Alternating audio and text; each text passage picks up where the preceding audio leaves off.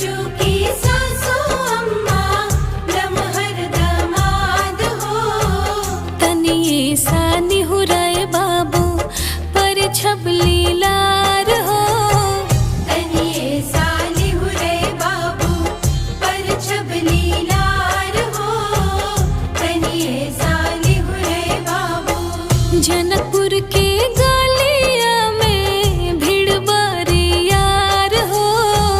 जनकपुर की गलिया में भीड़ बड़ी यार हो। परिछेली सासू अम्मा टीके लीलार हो। परिछेली सासू अम्मा टीके लीलार हो। परिछेली सासू अम्मा